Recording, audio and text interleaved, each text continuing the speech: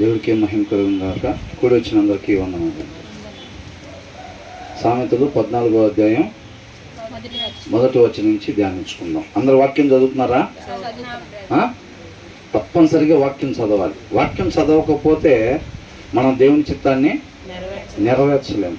దాని ప్రకారంగా జీవించాలనే ఆశ మనకి కలగాలి అని అంటే వాక్యం మనం చదవాలి. ఎంతగా వాక్యం చదువుతూ ఉంటే అంతగా దాని ప్రకారంగా జీవించాలనే ఆశ కలిగి దేవుడి కృపని అంతగా మనం ఆశ్రయిస్తాం. అంతేనండి. ఆశపడే ప్రాణాన్ని దేవుడు తృప్తిపరుస్తాడు అన్నమాట. దేవుడికి మహిమ కలుగును గాక. 14వ అధ్యాయం 1వ వచనంలో ఎంతమంది వాక్యం అర్థం లాంటిది, అది నేను సరి చేసుకోవాల్సింది చూపించినప్పుడు సరి చేసుకోవటానికి ఇష్టంగా ఉన్నాను అనే వాళ్ళు చేయొద్దండి. దేవుడికి మహిమ కలుగును గాక. వాక్యము దేవుని యొక్క మాట. అవునా? మనకి మేలు కలగటానికి మనం ఏ రీతిగా ఉండాలో దేవుడు ఆ రీతిని మనకి తెలియపరుస్తూ ఉన్నాడు. కాబట్టి వాక్యంలో చెప్పబడే ప్రతి మాటని మన జీవితంలో అనుసరించేవారుగా ఉండాలి. మనకి ఇబ్బంది అనిపించినా సరే, మన లోపల వేరే ఇష్టాలు ఉన్నా సరే, వాటిని తీసేసి వాక్యమైన దేవుడు ఏం చెప్తున్నాడో దాన్ని మన హృదయాల్లో పెట్టుకొని దాని ప్రకారంగానే మనం జీవించినట్లయితే మనం ఎదురు చూస్తున్న నిరీక్షణ ఏదైతే ఉందో, మన జీవం ఏదైతే ఉందో ఆ జీవాన్ని తిరిగి మరలా మనం పొందుకుంటాం. జ్ఞానవంతురాలు తన ఇల్లు కట్టును. మూడు రాలు తన చేతులతో తన ఇల్లు ఓడబెరుకును. ఇక్కడ ఏమనుంది? The wise woman builds her house అని అంటున్నాడు. The wise woman. ఇక్కడ ప్రతి స్త్రీ గురించి రాయబడతలేదండి. ఇక్కడ ఏంటంట? జ్ఞానవంతురాలు. జ్ఞానం ఎక్కడి నుంచి వచ్చింది? వాక్యము చదవటం వలన వచ్చింది జ్ఞానం. అవునా? వాక్యం చదవని స్త్రీ తన ఇల్లుని ఎలా కట్టుకునేది? క్రైస్తవురాలైన సత్యస్వరూపి స్వహాసురాలైన ఏం చేసింది? ఎలా కట్టుకునేది? కట్టుకునేద్దా? కట్టుకోలేదు. జ్ఞానం లేని స్త్రీ ఎంత వయసు ఉన్నప్పటికీ కూడా, వాళ్ళు క్రైస్తవురాలైనా ఎవరైనా సరే తన ఇల్లుని కట్టుకోలేరు. అంత మాత్రమే కాదంట, దాన్ని ఓడబీకేసిద్దంట. అర్థమవుతుందండి. వాక్యం చదవకుండా వాక్యంలో ఉన్న జ్ఞానాన్ని మనం పొందుకొని మన కుటుంబాన్ని కానీ జరపకపోతుంటే, ఏ స్త్రీ అయితే, ఏ కుటుంబంలో అయితే స్త్రీ వాక్యం చదవకుండా ఉండిద్దో ఆ స్త్రీ ఏం చేసిద్దంట? ఒకవేళ ఆ పురుషుడు ఆ కుటుంబాన్ని చక్కగా వాక్యం చదువుతా, వాక్యాన్ని అనుసరిస్తా దాన్ని కడుతున్నప్పటికీ కూడా ఆ స్త్రీ ఏం చేసిద్దంట? ఆ పురుషుడు చక్కగా ఒక్కొక్క రేకును పెట్టి ఆత్మీయ ఆ ఇల్లుని నిర్మాణం చేసుకుంటుంది. ఆ స్త్రీ ఏం చేసిద్ది? ఒక్కొక్క రేకు పెడతా ఉంటే వెనక నుంచి ఒక్కొక్క రేకుని పీకేసేస్తా ఉండిద్ది అనమాట ఆ స్త్రీ. అర్థమవుతుందండి. నేను చెప్పేది కాదండి, దీంట్లో క్లియర్గా రాస్తుంది. ఏ వయసు ఉమన్, జ్ఞానవంతురాలైన స్త్రీ, జ్ఞానవంతురాలు కాకపోతే తన ఇల్లు కట్టలేదంతే. తన ఇల్లుని కట్టలేదు. ఎంత ప్రయాసపడినప్పటికీ కూడా ఆ జ్ఞానం లేకపోతే గనక ఆ ఇల్లు కట్టలేదు. ఇక్కడ చాలా మంది చేసే ప్రయత్నం ఏంటంటే వాక్యం చదవరు, వాక్యం వినబుద్ధి అవ్వదు. ఇల్లు మాత్రం ఎలా కట్టాలి? రేపు ఏసై వస్తే ఫస్ట్ బ్యాచ్లో ఫస్ట్ లేపబడే ఇల్లు అది మందే కావాలి, అది నీ ద్వారానే లేపబడుతుంది ఇల్లు అని చెప్పి ఏసై ముందు ఆ స్త్రీకి చెప్పాలి అని ఆశపడతా ఉంటారు. ఏంటంట? ఫస్ట్ నేను లేపే ఇల్లు మీదే. అది కూడా ఎందుకో తెలుసా? నీ వల్లే ఈ ఇల్లు నేను లేపుతున్నా ఫస్ట్ అనేటట్టుగా చెప్పాలని అందరి ముందు ఆశపడతా ఉంటారు ఆ స్త్రీ. కానీ బైబిల్ చదవటానికి మాత్రం ఇష్టపడరు. అర్థమవుతుందండి. ఈ మాట బాగా అండర్లైన్ చేసుకోవాలి. మీది ఏదైనా నిజంగా మీ కుటుంబం మీద ప్రేమ ఉండి, మీ ఆత్మ మీద ప్రేమ ఉండి, మీ కుటుంబం మీద మీకు ప్రేమ ఉన్నట్లయితే దయచేసి వాక్యాన్ని స్త్రీలు చదవండి. అంటే పురుషులు చదవద్దని నేను చెప్పట్లేదండి. పురుషులు కూడా ఖచ్చితంగా వాక్యం చదవాల్సిందే. అనేక చోట్ల రాశారు కదా. యెహోషువను కూడా చదవమని చెప్పారు. వీళ్ళు కనాన్లో ప్రవేశించిన తర్వాత అక్కడ రాజుగా ఎవరినైతే ఎన్నుకుంటాడో ఆయన కూడా ధర్మశాస్త్రం ఒకటి తీసుకొని దాన్ని ప్రతినిత్యం చదవాలని చెప్పారు. పురుషులకు కూడా అనేక చోట్ల చెప్పారు చదవమని. స్త్రీ కానీ వాక్యము చదవకుండా వాక్యంలో ఉన్న జ్ఞానంతో కుటుంబాన్ని కట్టాలి. ఇంట్లో తన పిల్లోడితో మాట్లాడినా, తన పిల్లతో మాట్లాడినా, తన భర్తతో మాట్లాడినా, తన అత్తతో మాట్లాడినా, తన మామతో మాట్లాడినా, ఎందుకు ఈ రోజుల్లో రాట్లా? మామగారు అత్తగారు అంటే ఎందుకు బొచ్చు పురుగులు బాగుతున్నాయి? ఎందుకనండి? హృదయంలో వాక్యం లేదంతే, ఇక వేరేదేం లేదు. హృదయంలో వాక్యం లేదు. హృదయంలో వాక్యం కలిగిన స్త్రీ అత్తను చూసిన తల్లిని చూసినట్టే ఉంటుంది. 1% కూడా తేడా ఉండదు, అంతే. 1% కూడా తేడా ఉండదు. ఎంత పర్సంటేజ్ తేడా అనిపిస్తుందో అంత పర్సంటేజ్ మనం సరి చేసుకోవాల్సింది ఉంది. ఖచ్చితం ఇది. ఆ సిమ్టమ్స్ అర్థమైపోతాయి. ఎవరో చెప్పే పని లేదు, మీకు అర్థమవుతుందిగా. మీ రక్త సంబంధికులు చూస్తుంటే ఎలాగుంది, లేకపోతే భర్త తరపున వాళ్ళని చూస్తుంటే ఎలాగుంది, బయట వాళ్ళని చూస్తుంటే ఎలాగుంది అర్థమైపోతుంది. ఎవరితో చెప్పొద్దు, మీ అంతరంగంలో మీకు అర్థమవుతుందిగా ఫీలింగ్, ఆ సిమ్టమ్. ఎంత పర్సంటేజ్ నాకు తేడా అనిపిస్తుంది, మా అమ్మని చూస్తే నాకు ఎట్లా అనిపిస్తుంది, మా అత్తను చూస్తే ఎట్లా అనిపిస్తుంది, ఎంత పర్సంటేజ్ నాకు తేడా ఉంది. అసలు నాకు 15% అనిపిస్తుంది ఇష్టం అత్తను చూస్తుంటే. అమ్మని చూస్తే ఎంత పర్సంటేజ్ అనిపించింది అండి? అమ్మని చూస్తే ఎంత పర్సంటేజ్ ఇష్టం అనిపించింది? 100%, ఇక దాంట్లో డౌటే లేదు. అవునా? అత్తను చూస్తే 5%, 3%, 7%, 10%, మహా అయితే ఇటు చూడాలండి అందరూ, మహా అయితే 15%. అంతేనా? సరి చేసుకోవాల్సింది ఎంత ఉంది? ఇంకా 85% ఉంది. ఎందుకని ఉంది? అంత కొదువుగా ఉంది వాక్యం హృదయంలో. అంత హృదయంలో వాక్యం కొద్దుగా ఉంది. ఎవరు చెప్పే పని ఏమీ లేదు దాంట్లో. ఒకటే జీవితం, ఒకటే అవకాశం. జ్ఞానవంతురాల్లాగా ఉండాలి. అర్థమవుతుందండి? అవకాశాన్ని ఉపయోగించుకోవాలి. మనం పోగొట్టుకొని రేపు కుయ్యో ముర్రో అని చేసిన ఉపయోగమేమీ లేదు. రేపు ఆయన మేఘాల మీద కనపడిన తర్వాత మోకాలు లేని మనిషి ఉన్నాడు భూమి మీద. అది ఏ కులమైన ఏ మతమైనా మోకాలు లేని మనిషి ఉన్నాడు. అవునా? ఇదే నిజమా? మా వాళ్ళు ఎప్పుడు కనపడలేదే. అవునా? అయితే ఇదే సత్యం అని తెలుసుకుంటారు. మోకాలు వేస్తారు, ప్రభువా అని అంటారు. అంటే ప్రభువా అని పిలిచిన ప్రతి ఒక్కడు పరలోకానికి జాడు. నా తండ్రి చిత్తాన్ని ఎవరైతే నెరవేరుస్తారో, వాక్యంలో నా మాటలో జ్ఞానం ఉందని చెప్పే కదా, నీకు అందుబాటులోకి ఇచ్చా కదా.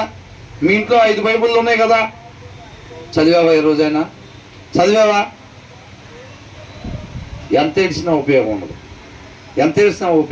అవకాశాన్ని సద్వినియోగం చేసుకోవాలి. వాళ్ళు తెలియగల వాళ్ళంటే పిచ్చోళ్ళు కాదు. బైబిల్ తీసి చదువుతున్న పిచ్చిది టైం వేస్ట్ చేసుకుంటుంది. పిచ్చిదిగా లోకానికి పిచ్చోళ్ళలాగానే కనపడతాం మనం. అర్థమవుతుందా? విశ్వాసం కలిగిన వాళ్ళంట విశ్వాసపు నేత్రాల్లో మరణం తర్వాత ఉండే దాని వైపే వాళ్ళ గురి కలిగి ఉంటారన్నమాట. కాబట్టి వాళ్ళు చేసే ప్రతి క్రియ దానికి సంబంధించిందే ఉంటుంది. ఈ లోకంలో డబ్బు సంపాదించుకోవడం, పేరు సంపాదించుకోవడానికి, ఆరోగ్యం సంపాదించుకోవడానికి ఎట్లా ఉండదో, వీళ్ళ కోసం ఎవరికైనా బాగలేదంటే వాళ్ళని తీసుకునే హాస్పిటల్. అదే నీకు నిద్ర లేదు కదరా, నీకు నిద్ర లేకపోతే నీ ఆరోగ్యం చెడిపోయింది కదా, నీకేమవుతారు? వాళ్ళు అసలు ఏం కాదు కదా. ఏదో ఇంటి వెనకాల 2 ఇళ్ళు అవతల వాళ్ళకి బాగలేదంటే అర్ధరాత్రి 11, 12 పోయి వాళ్ళ హాస్పిటల్లో పెట్టి 3 గంటల దాకా నువ్వు అక్కడ ఎందుకున్నావురా?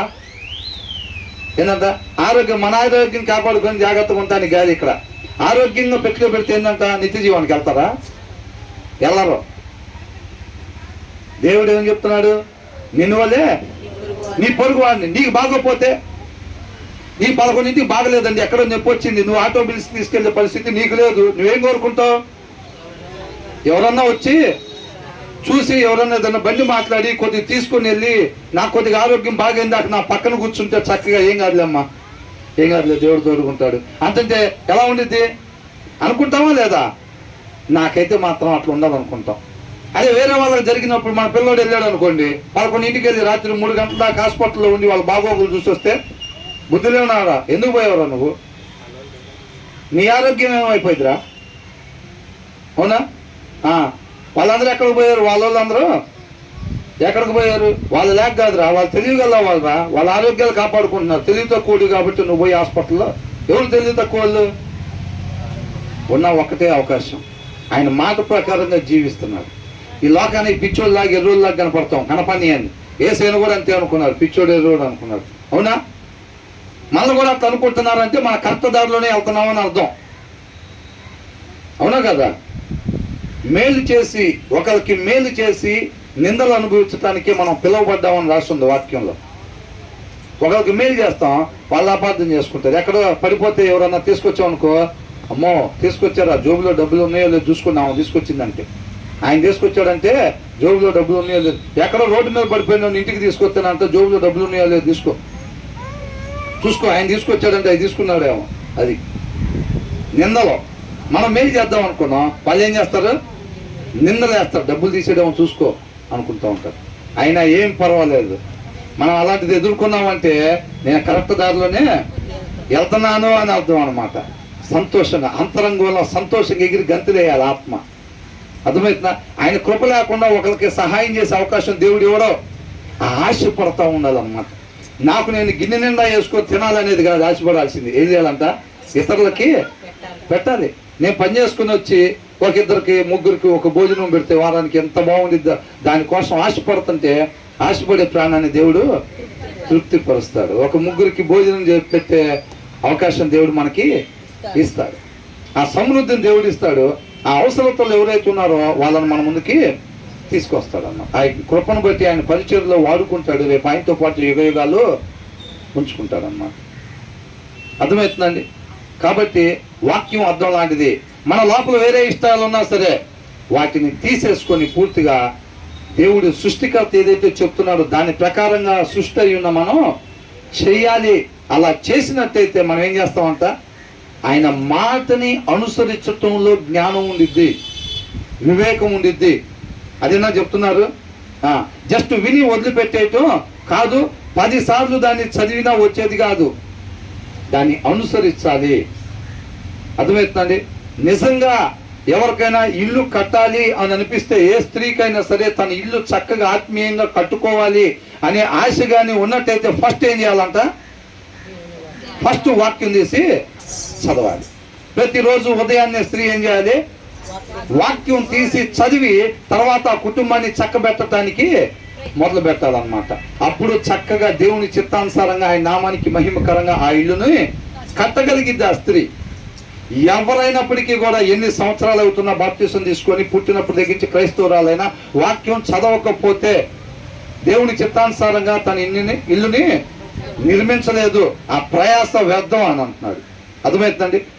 The wise woman builds her house but with her own hands అంట. ఏందంట, మూర్ఖురాలు ఏం చేసిద్దంట అంటే జ్ఞానవంతురాలు ఇల్లుని కట్టిద్ది, జ్ఞానం లేనామా అంటే వాక్యం చదవనామా, వాక్యం విననామా, ఏం చేసిద్దంట, ఆమె సొంత చేతులతోనే ఆ ఇల్లుని ఏం చేసిద్దంట, with her own hands the foolish one tears her down అని అంటుంది.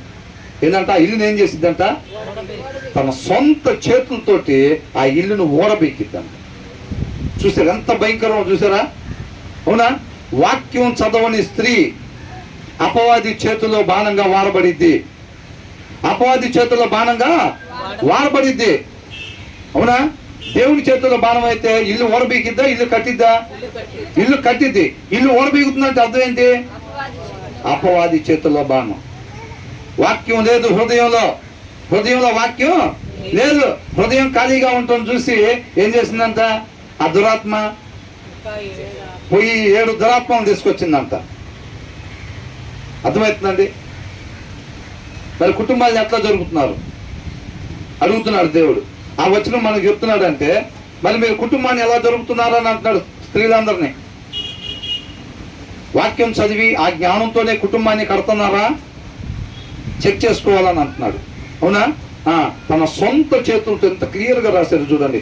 But with her own hands the foolish one tears her down అంట. ఇల్లు కూల్ చేసిద్దంట. అది ఎవరన్నా కట్నే, వాళ్ళ కుమారుడు ఒకవేళ వాక్యం చదువుతున్నాడా, వాళ్ళ కుమార్తె వాక్యం చదువుతుందా, ఆ ఇంటి భర్త వాక్యం చదువుతున్నాడా, వాళ్ళ మామయ్య వాక్యం చదువుతున్నాడా, తన తండ్రి వాక్యం చదువుతున్నాడా, ఆ స్త్రీ చదవకపోతే వాళ్ళ 5గురు కలిసి కట్టే ఇల్లుని ఆ ఒక్క స్త్రీ ఏం చేసిద్దంట, కూలదోసిద్దంతే. ఎంత భయంకరమో చూడండి. ఆ ఇంట్లో ఎంతమంది కట్టే ప్రయత్నం చేసినా ఆ ఇల్లుని ఆ స్త్రీ ఏం చేసిద్ది, కూలదోసిద్ది. అంత భయంకరం జరిగే అవకాశం ఉంది.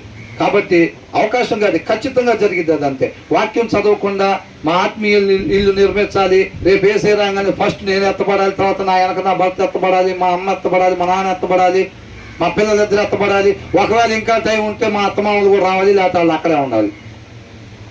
ఏంటంట చచ్చిపోయిందాకా అత్త చచ్చిపోయిందన్న వార్త చెవును పెడితే నిత్య జీవంలోకి వెళ్ళినట్టుంటుంది కొంతమందికి.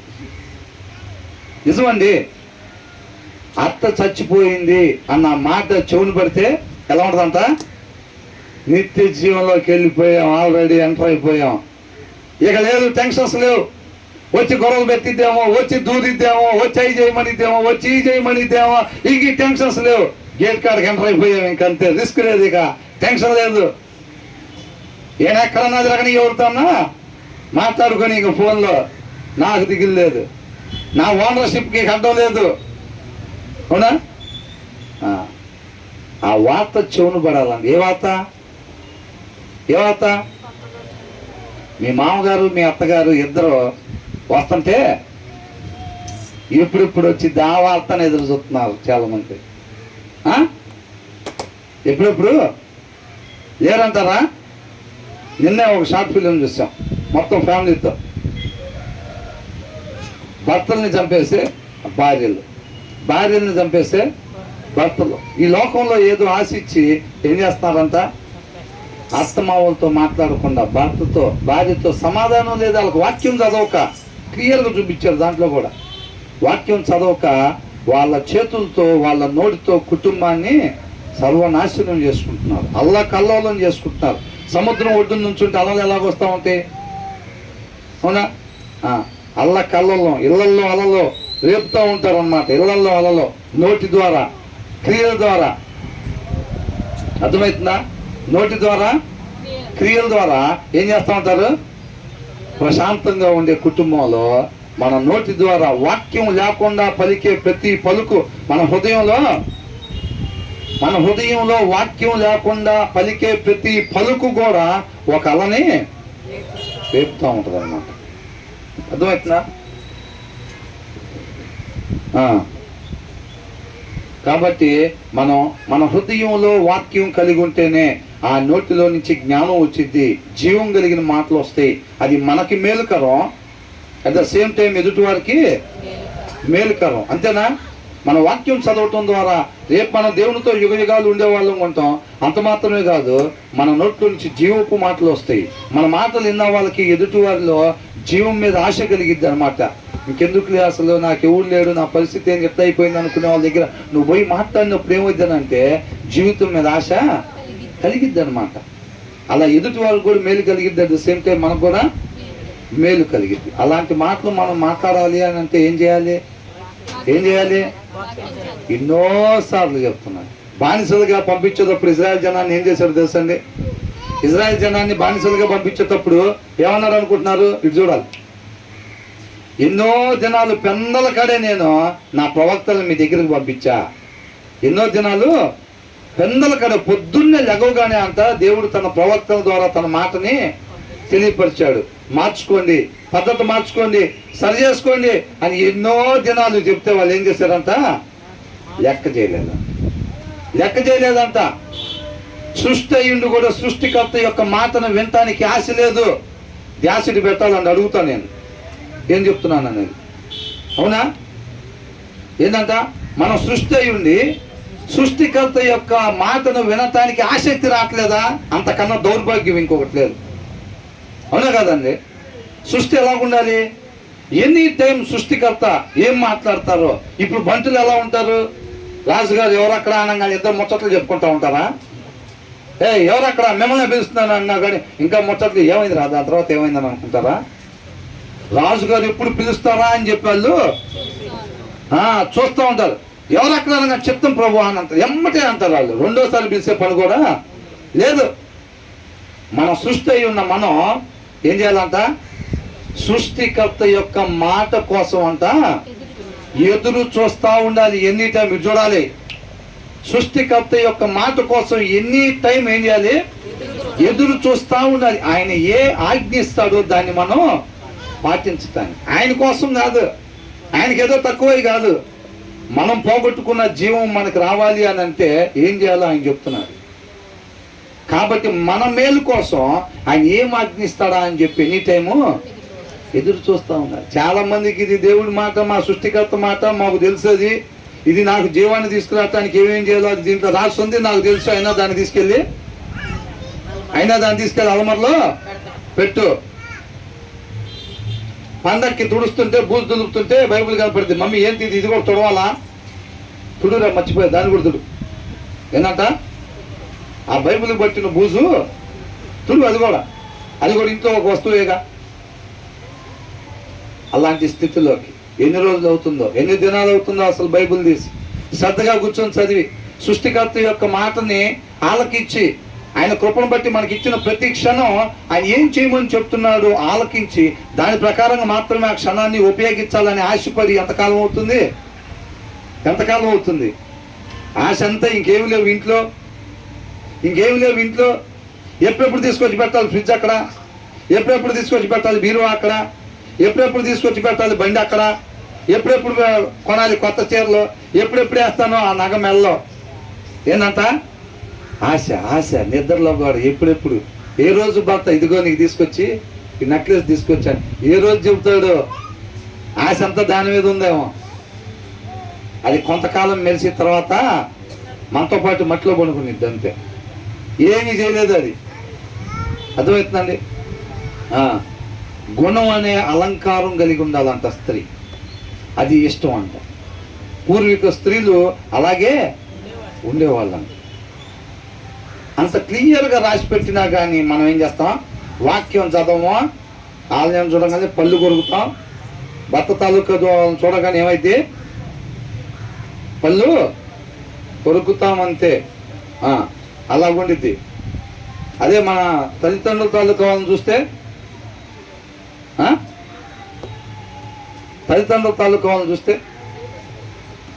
అది మనం ఒకసారి చెక్ చేసుకోవాలండి. నేను ఎవరినో ఒకరినిద్దరిని ఉద్దేశించి కాదండి, సరైన మార్గంలో ఉండే ప్రతి ఒక్కరు దేవుడి నామాన్ని గొప్పగా మహింపరుస్తున్నారు. సరైన మార్గంలో లేని వాళ్ళు ఏం చేయాలంట? వాక్యం అర్థం లాంటిది కాబట్టి దానికి సరి చేసుకోవాలి, లోబడాలి,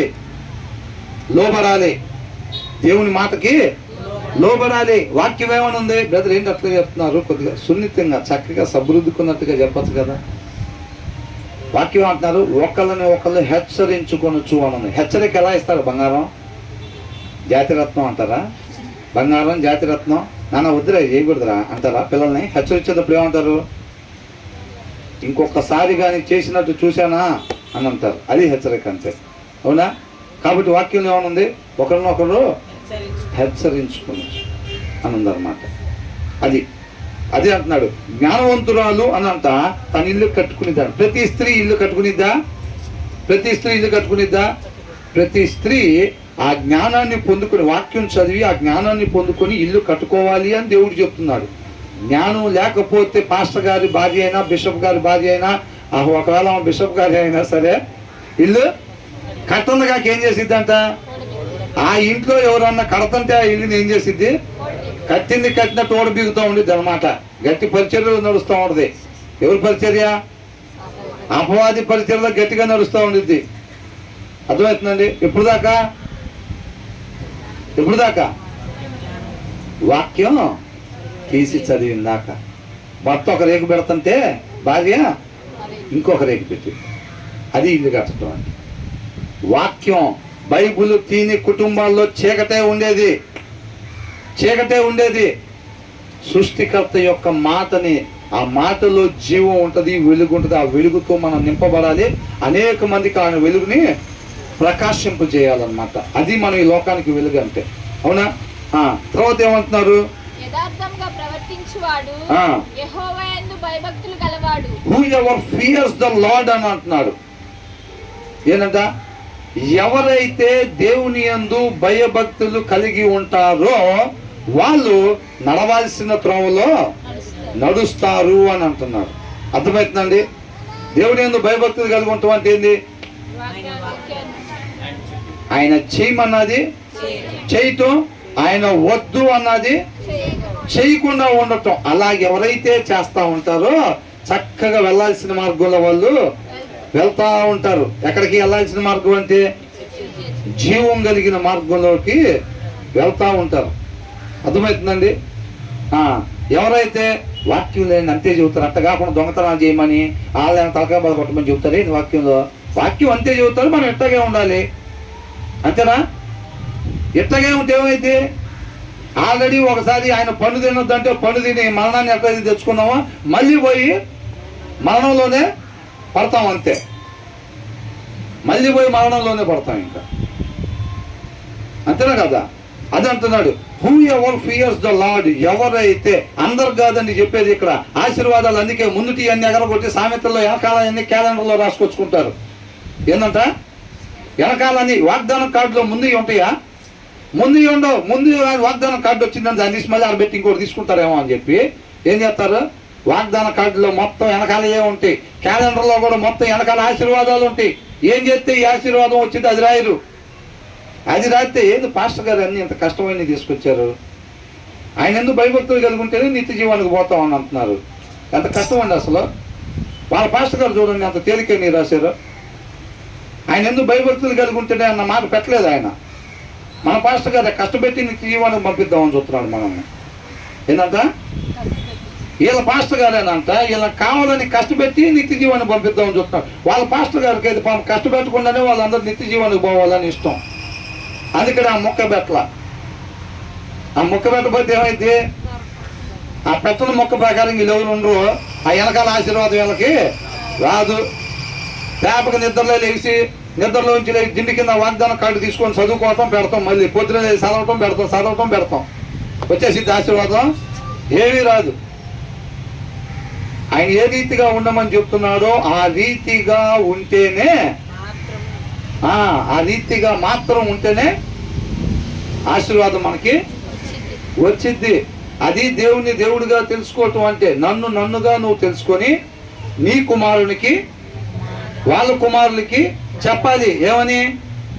నాయనా కుమారుడా, ఆ క్యాలెండర్ ఆశీర్వాదాలు 150 సార్లు చదివినా రావురా. అది కాదురా దేవుడు అంటే, ఆయన ఎందుకు భయభక్తులు కలిగి ఉండే వాళ్ళకే నిత్య జీవం వచ్చిద్ది. అది నేను దేవుడిని తెలుసుకుంది, అది సరైన మార్గం అని నీ పిల్లడికి అది చెప్పాలి నువ్వు. అవునా? నన్నుగా నువ్వు తెలుసుకొని నీ కుమారుడికి అది చెప్పాలి నువ్వు. క్యాలెండర్లో చదువుకోరా, వాగ్దానాలు చదువుకో, ప్రామిస్ కార్డుల్లో చదువుకోరా. అవునా? బైబిల్ ఒక్కసారి ఎగ్జామ్స్కి వెళ్ళేటప్పుడు ఒక్కసారి ఇట్లా తీసి ఒక వచనం ఏదో ఒకటి చూసుకొని చదివి ఈసరికి రాకపోతే మళ్ళీ మూసేసి మళ్ళీ తీసి చదివితే ఏమైంది? అట్లా మాట్లాడతాడు దేవుడు. అట్లా మాట్లాడతాడు. చాలామంది తెలియక అట్లా అనుకుంటూ ఉంటారు. అర్థమవుతుందండి? ఆయిల్లు, కర్చీఫ్లు, కార్డులు వీటి కాదు, ఆయనగా తెలుసుకోవాలి. పుదీనా కొత్తిమీరలో దశంభాగాలు తీసంట ఆయన చెప్పిన పని చేయడం వదిలిపెట్టారంట. జీలకర్రలో పుదీనలో కూడా కూరలు ఎంత ఎత్తామా, ఇంత పసుపు అయిన పోతేనంట అమ్మో దీంట్లో దశంభాగం తీయాలని చెప్పి దాంట్లో దశంభాగం తీసంట ఆయన చెప్పింది చేయటం వదిలిపెట్టారంట. ఏమన్నాడు? అపవాది సంతానమా అంటున్నాడు దేవుడు. లేదు మా తండ్రి అబ్రహాం అంటున్నాడు. అబ్రహాం మీ తండ్రి అయితే ఆయన చేసిన క్రియలు మీలో ఉండేవి. ఆ క్రియలు లేవు, మీరు ఆచారపు క్రియలు ఉన్నాయి. ఆచారం. అవునా? క్రైస్తవ్యంలో సగం తరబడి నాశనం చేస్తున్న పురుగేంది? ఆచారం. ఆచారం అంట. తూర్పులోనే కూర్చోవాలి మనం పోయి, కలిసి వచ్చింది. వాక్యం బాగా ఎక్కిద్ది. ఏంటంట? తూర్పులో కూర్చొని ఇంటేనంట వాక్యం చక్కగా తిన్న హృదయంలోకి వెళ్ళిపోయిద్దా? నువ్వు ఎప్పుడైతే ఆ ఉద్దేశంతో తూర్పుకు పోయావో అప్పుడే నీకు ఒక్క ముక్క రాకుండా దేవుడు చూసుకుంటాడు. అవునా కదా? నువ్వు తూర్పులోకి పోయావంటే నీ పని అయిపోయినట్టే. అంటే అమ్మో అయితే తూర్పు కలిసి రాదు అనుకుంటా, నా పేరు మీద పడమరేమో అని అనుకోబాకండి.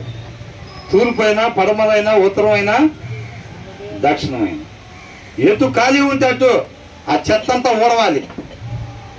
అర్థమవుతుందండి? ఆ చెత్త ఊడవటం అంటే మనం ఎప్పుడైతే నీళ్ళలో మునుగుతామో ఆ చెత్త అంతా పోయిద్ది. దాన్ని సమాధి చేసాం ఆ చెత్తని. అదేగా బాప్తీసం తీసుకోవటం అంటే. బాప్తీసం తీసుకోవటం అంటే మనం నీళ్ళలో మునిగి ఆ చెత్త మొత్తం ఆ సమాధి చేసి పెట్టాం. క్రొత్తగా వాక్యం ద్వారా కనబడ్డాం. ఆ వాక్యం అనే నిర్మలమైన పాల వలన రక్షణలో వృద్ధి చెందాలి. కొత్తగా జన్మించిన శిశువు కదా, ఏం చేయాలి? పాలు కావాలి, వృద్ధి చెందాలని. కాబట్టి వాక్యం అనే పాల వలన ఏం చేయాలి? మనం వృద్ధి చెందుతూ ఉండాలి. ఆ నూతన స్వభావాలు వాక్యము ద్వారా కనబడినప్పుడు వాక్యమై ఉన్న దేవుని యొక్క గుణలక్షణాలే ఆ జాలి, దయ, కరుణ, ప్రేమ, వాత్సల్యం ఇలాంటివే మనలో ప్రవహిస్తే మనలో క్రీస్తు కనపడతాడు. ఆయన పోలిక, ఆయన స్వరూపంలో ఉంటాం కాబట్టి రేపు నిత్య జీవంలోకి మనం నడిపించబడతాం. అవునా కదా?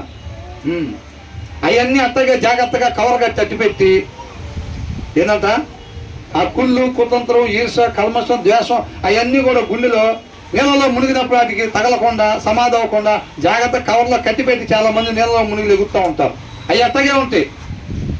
తర్వాత అర్థం చూడంగానే ఎప్పుడు చచ్చిద్దో ఏమో ఇది అసలు. బాప్తిస్మం ఆల్రెడీ తీసుకుని వారం అయింది. లోపల కోరికలు ఏం పడుతున్నాయి? అర్థం చూస్తే ఎప్పుడు చచ్చిద్దో, మామ చూస్తే ఎప్పుడు పోతాడు. బాప్తిస్మం తీసుకున్న వారం అయింది. అర్థమవుతుందా? ఏం చేసింది? జాగ్రత్తగా ఆడికి ఏమీ కాకుండా జాగ్రత్తగా నీళ్ళలో మునిగి లేచింది. ఆడికి ఏం కాకుండా అవి ఎట్టగే ఉంది. ఆ కుళ్ళు, చెత్త, చెదారం అంతా అంతే ఉంది. ఇక ఆ చెత్త వేసుకొని తిరుగుతుంది అందరికి అంటిటానికి. అవునా కదా? అది స్త్రీ అయినా పురుషుడైనా ఇద్దరు ఒకటే. కాబట్టి అక్కడ ఏమంటున్నాడు? Whoever fears the Lord walks uprightly. దేవుని యందు భయభక్తులు ఎవరైతే కలిగి ఉంటారో వాళ్ళు నడవవలసిన త్రోవలో నడుస్తారు. ఆయన యందు భయభక్తులు కలిగి లేకపోతే నడవాల్సిన త్రోవలో వాళ్ళు నడవరు. జీవం కలిగి ఉన్న మార్గంలో వాళ్ళు నడవరు. తప్పుడు దారిలో వాళ్ళు నడుస్తారు. వాళ్ళకే తెలియదు. వాళ్ళని అడుగుతుంటే ఏమంటారు? మేము వెళ్ళేదే కరెక్ట్ దారి అని చెప్తారు. అవునా కదా? ఏమంటారు? మూర్ఖుడికంట హృదయంలో వాక్యం లేనుడికి ఏమనిపించిందంటే తను ఏదైతే అనుకుంటాడో అదే సత్యం అనుకుంటాడు. అందుకని ఎవరు చెప్పినా ఏందో నేను చెప్పేదే నాకు అనిపించిందే కరెక్ట్. వాళ్ళు చెప్పారులే కానీ ఎవరు ఏది చెప్పినా కానీ నాకెందుకు ఇదే కరెక్ట్ అనిపిస్తుంది అనుకుంటారు. ఏంటంట అదే కరెక్ట్ అనిపించింది వాళ్ళకి. అర్థమవుతుందండి? వాళ్ళకి ఏం చేస్తారు?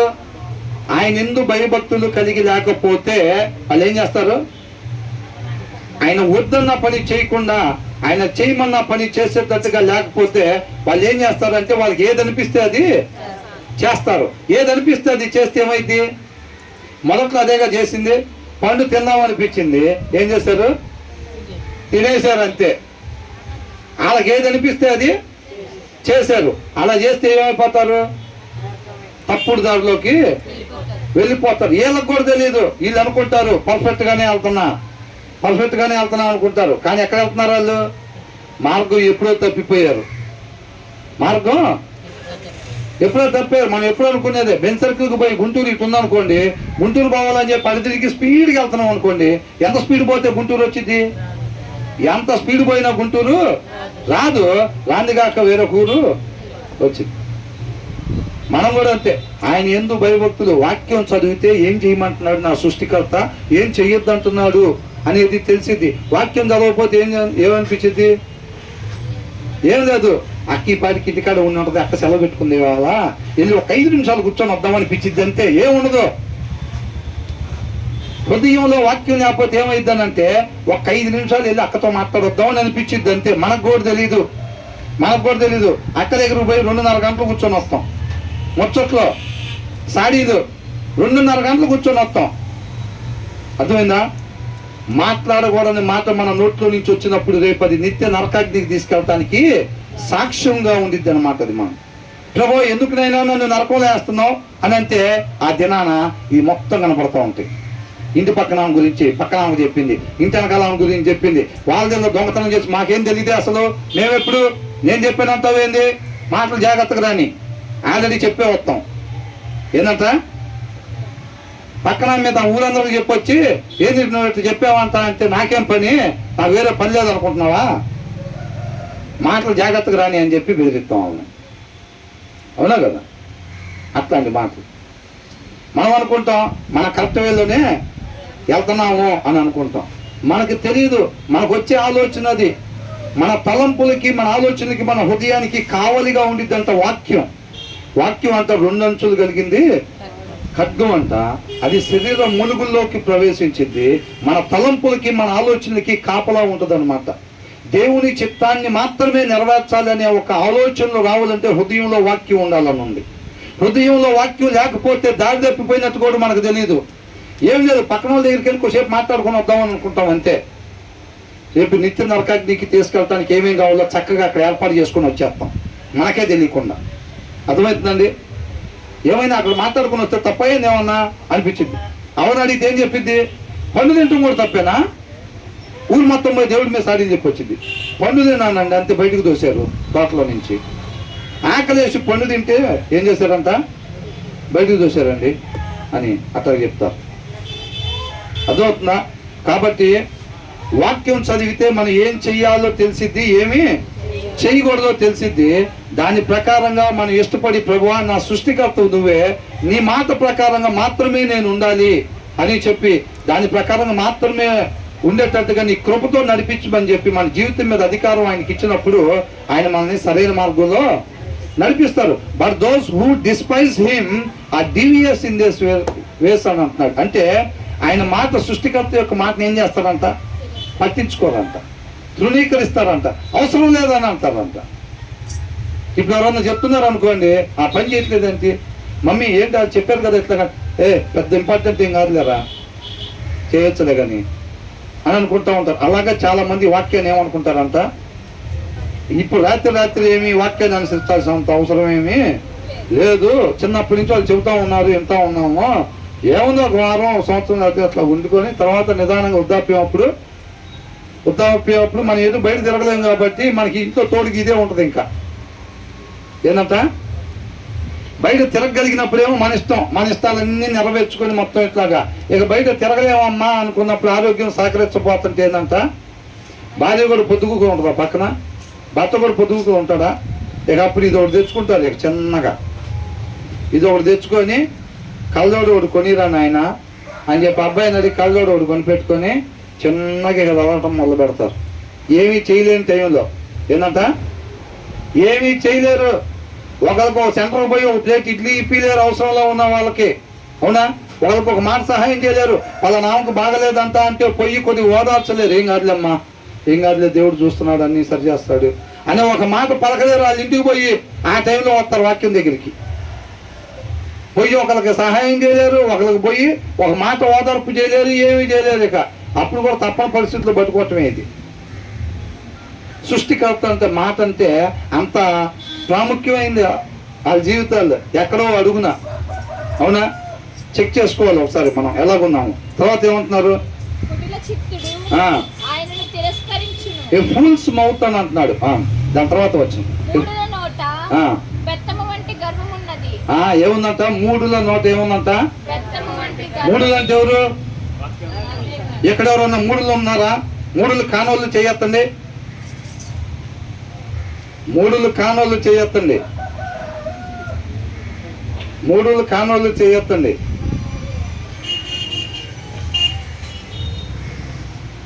మూడులు కానోళ్ళు అంటే ఎవరు? వాక్యం చదివే వాళ్ళు, అవునా? మూడులు కానోళ్ళు అంటే ఎవరు? వాక్యం చదివేవాళ్ళు. మరి ఇప్పుడు చేయెత్తిన వాళ్ళు అందరూ వాక్యం చదివేవాళ్ళేగా, అంతేనా? చదవని వాళ్ళు కూడా ఎత్తారా? అదే చెప్తున్నాడు. ఏమంటున్నాడు, a fool's mouth lashes out with pride అంట. ఏమొచ్చిందంట, గర్వపు మాటలు వస్తాయి. మనకు కూడా తెలియదు, మనకు కూడా తెలియదు. ఏం చేస్తాం, గర్వపు మాటలు వస్తాయి అన్నమాట. ఏందమ్మా నువ్వు అనే మాట అంటే, నేనేమన్నా కరెక్ట్గానే అన్నాగా, కరెక్ట్గానే మాట్లాడేగా, నేనేమన్నాను అసలు, అవును ఏందమ్మా అత్తన్నావంట అని అంటే ఏం చెప్పింది, నేనేమన్నాను అసలు, నేనేమన్నాను, ఏది పిలువుదాన్ని అని అంటారు. ఏంటంట, ఏది పిలువుదాన్ని అంటే అమ్మగారు హృదయంలో సమృద్ధి వాక్యం చక్కగా ఏంటంట, ఏది పిలువుదాన్ని పిలువు బయటికి అని అంటారు. ఏం మాట్లాడానంత నేను, అవును నువ్వు ఇద్దరు ఉంచుకున్నావు కాబట్టి అదే చెప్పా. ఏం పలికిందంట, అదే పలికిందంట, అవునా కదా? కాబట్టి ఏముందంట, మూడుల నోట గర్వపు మాటలు వస్తాయి అంట. మన నోట్లో నుంచి గర్వపు మాటలు రాకుండా ఉండాలి, మనకి గర్వం రాకుండా ఉండాలంటే మనం ఏం చేయాలి, మూర్ఖురాల్లాగా మనం ఉండకూడదు, అవునా? మూర్ఖురాల్లాగా ఉండకూడదు అంటే వాక్యం చదవాలి. వాక్యం చదివినప్పుడు ఆ జ్ఞానం వివేకం కలిగి ఉంటాం. ఆ జ్ఞాన వివేకాలు లేని వాళ్ళు ఏ రంగు చీర కట్టుకొచ్చినా, ఎంత పద్ధతిగా కూర్చున్నా, ఎంతసేపు కూర్చున్నా వాళ్ళ పేరేంటి? మూర్ఖురాలు, మూర్ఖుడు. ఏంటంట? వాళ్ళ జ్ఞాన వివేకాలు ఎవరి దగ్గర అయితే ఉండవో, వాక్యం ఎవరైతే చదవరో వాళ్ళు ఎవరంట? మూర్ఖుడు. వాక్యం చదవకుండా ఎవరైనా వస్తుంటే ఏమనాలి? జెంట్స్ వస్తున్నారు అనుకోండి, ఏమండి మూర్ఖుడు గారు ఇక్కడ కూర్చోండి అనాలి. నేను అనేది కాదు, దాంట్లో ఉన్నది క్లియర్గా. అవునా? మూర్ఖురాలు నోట అంటే ఏమొచ్చిందంట? గర్వపు మాటలు వస్తాయి. అవునా? మూర్ఖురాలు గారు ఇట్లండి ఇక్కడ కూర్చోండి అని చెప్పాలి. అంతేనా కదా? ఒప్పుకున్నా ఒప్పుకోపోయినా అంతే. ఎవరైనా ఇప్పుడు చెప్పే నేనైనా వాక్యం చదవట్లేదు అనుకోండి, నేను వచ్చేటప్పుడు అంతే పిలవాలి. ఎవరైనా అంతే, మనం ఒప్పుకోపోయినా అంతే. వాక్యం చదవకుండా ఉండి నేను మూర్ఖుని కాదు మూర్ఖుని కాదు అని మనం 100 సార్లు అనుకున్నా సరే మనం ఎవరంట? మూర్ఖులమే. జ్ఞానం లేని వాళ్ళం, వివేకం లేని వాళ్ళం. అది లేకపోతే మనం జీవనం దగ్గరికి పోలేము. మనం జీవనం దగ్గరికి నడిపించాలంటే ఆ జ్ఞానం వివేకమే నడిపిస్తాయి. అందుకనే ఇది మనకు పంపించారు. అవునా? అదే చెప్తున్నారు. A fool's mouth lashes out with pride but the lips of the wise. జ్ఞానవంతురాలు పెదవు మీద ఏముంటుందంట? ప్రొటెక్ట్ దెమ్, తనని కాపాడిద్ది అంటారు. నిత్య జీవానికి వెళ్ళేటట్టుగా రక్షించిద్ది. జ్ఞానవంతురాలు నోరు తెరిచినప్పుడు ఏది పడితే అది మాట్లాడదు. జ్ఞానవంతుడు నోరు తెరిచినప్పుడు ఏది పడితే అది మాట్లాడదు. మన లోపల ఏదైతే ఉంటుందో బయటికి జర్సన్ ఇటు నుంచి వస్తుంది. సౌండ్ ఎటు వస్తుందో అని చూస్తున్నావా? ఇటు నుంచి వస్తుంది. ఏంటంట? జ్ఞానవంతుడు లేదా జ్ఞానవంతురాలు నోరు తెలిసినప్పుడు ఏమొచ్చిందంట? జ్ఞానపు మాటలు వస్తాయి. ఆ మాటలంతా తనని అతన్ని రక్షించిద్ది. రేపు నిత్య నరకాగ్నికి పోకుండా ఏం చేసిద్దంట? తన ఆత్మను రక్షించిద్ది, తన ఆత్మను భద్రపరిచిద్ది, ప్రొటెక్ట్ చేసిద్ది అని రాస్తుంది ఇక్కడ. అర్థమవుతుందండి? But the lips of the wise, జ్ఞానం కలిగిన వాళ్ళు పెదాలనంట ఏం చేస్తాయి? వారిని కాపాడుతాయి అంట. రేపు తీర్పు దినాన నిలబడినప్పుడు ఏంటంట? వాక్యం ఎవరైతే చదువుతారో, ఏది చేయమని చెప్తున్నాడో దేవుడు అది మాత్రమే చేసేవారు ఉంటారు. చూసారా? ఏది చేయాలి ఏది చేయకూడదని తెలియాలంటే వాక్యం, సృష్టికర్త యొక్క మాటను ఆలకించాలి.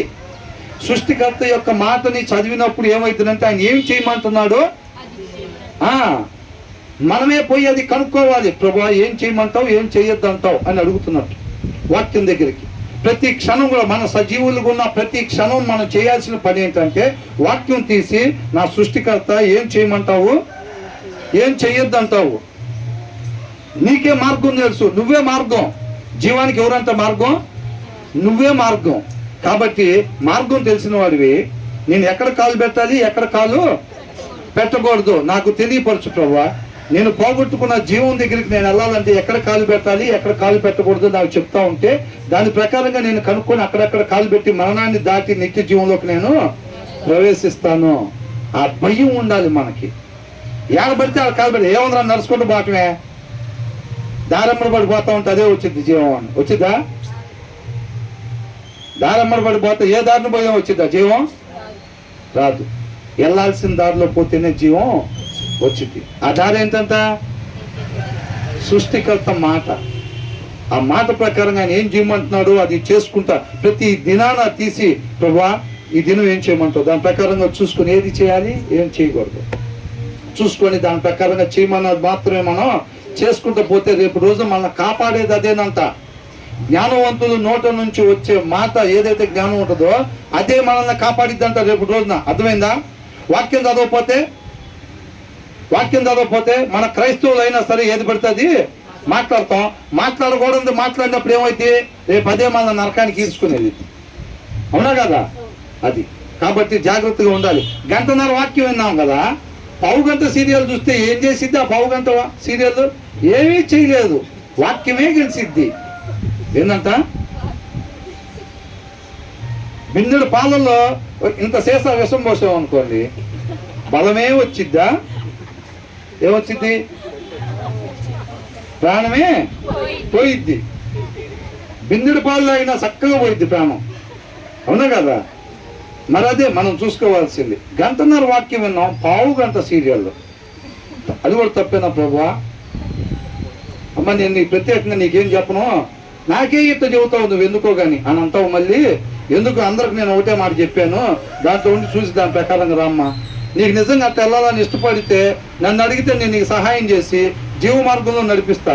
లేదు నాకు తెలుసులే కానీ నువ్వేం చెప్పే పని లేదని పోయినసారి లాగా అన్నావు అనుకో, పండు తినొద్దన్న టైంలో అన్నారు కదా, నువ్వేం చెప్పే పని లేదు, పుట్టించావు కదా, ఇక మేము చూసుకుంటాం మిగతా కథ అని అన్నారు. అప్పట్లో పోయి ఆడబడ్డారు, గోతులు పడ్డారు, మరణం అనే గోతులు. ఇప్పుడు కూడా నా కుమారుడా అని అంటుంది, ఏం అవసరం లేదు, నేను చూసుకుంటా, నా ఇల్లు నేను కట్టుకుంటా, నా మార్గాన్ని నేను జీవాన్ని నేను వెతుక్కుంటా, నా మానాన్ని నన్ను వదిలిపెట్టన్నాం అనుకో, ఏడకెళ్తాం?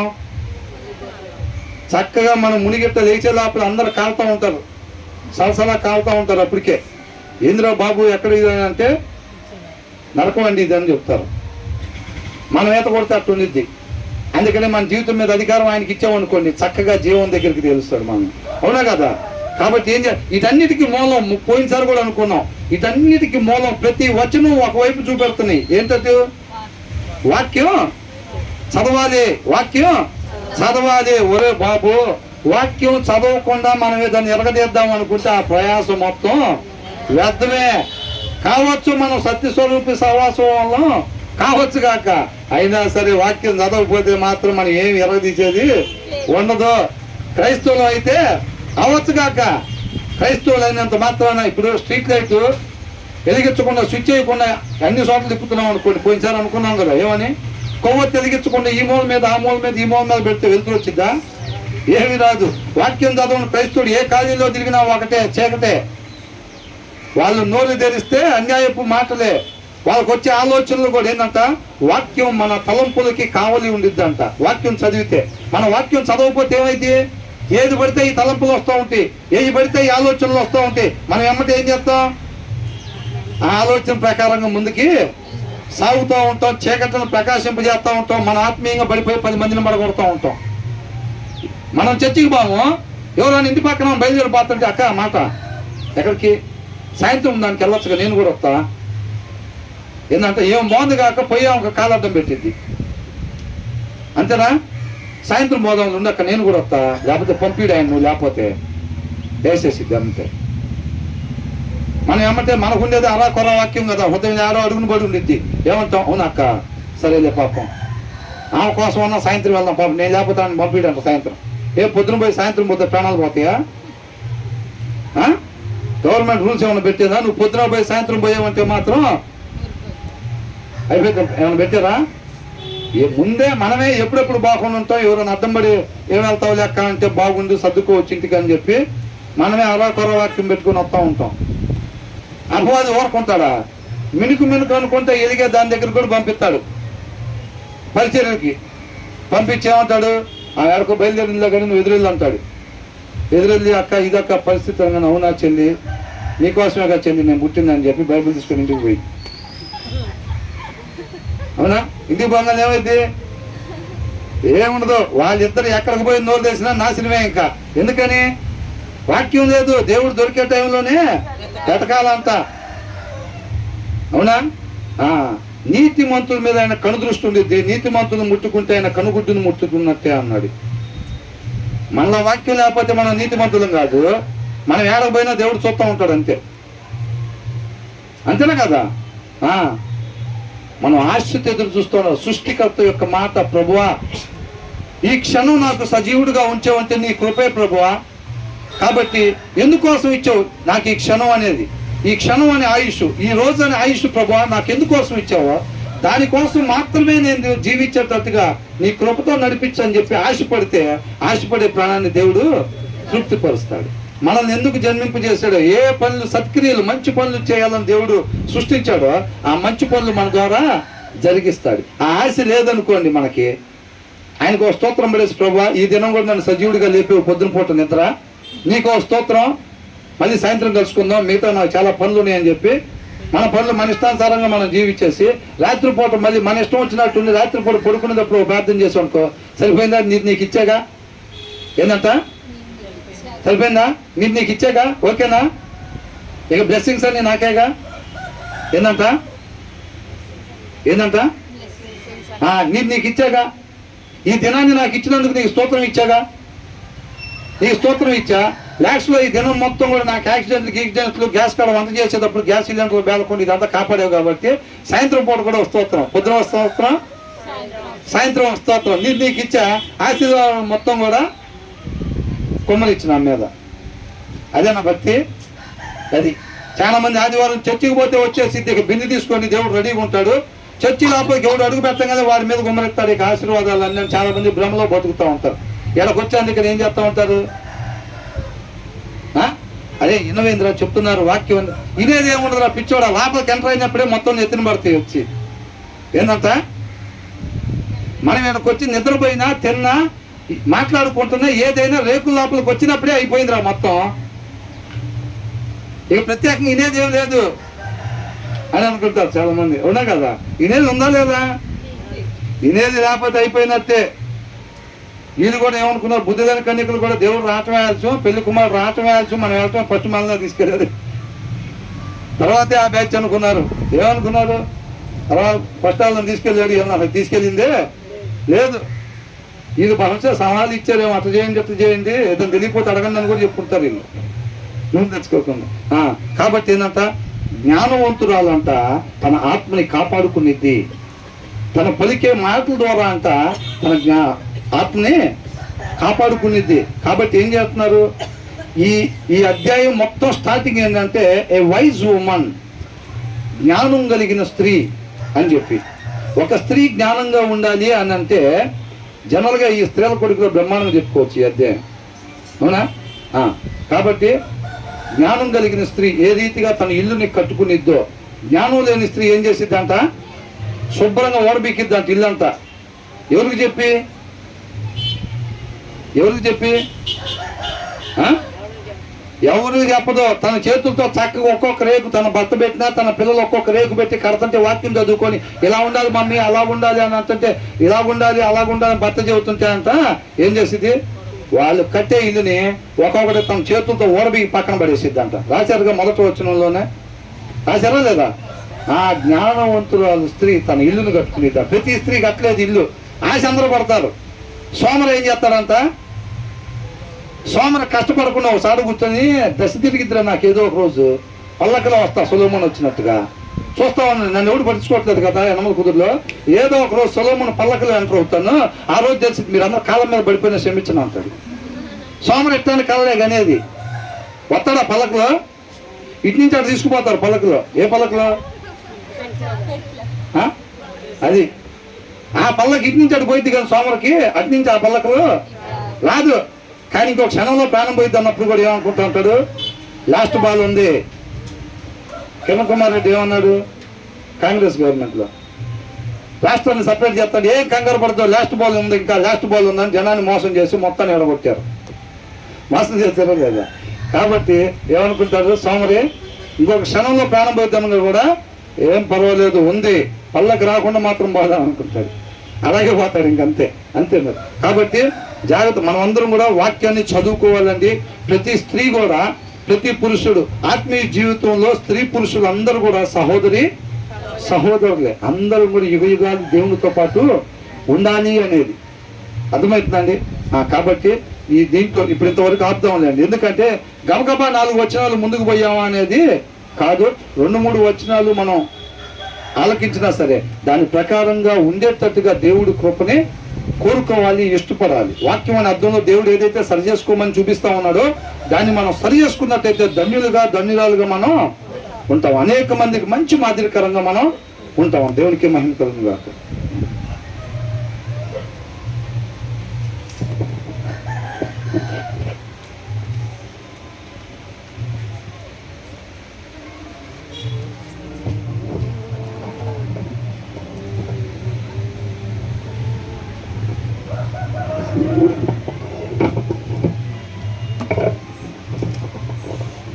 దేవునికి స్తోత్రం. హల్లెలూయా. అర్థమైన వాళ్ళందరికీ హల్లెలూయా. క్రీస్తుకి మహిమ.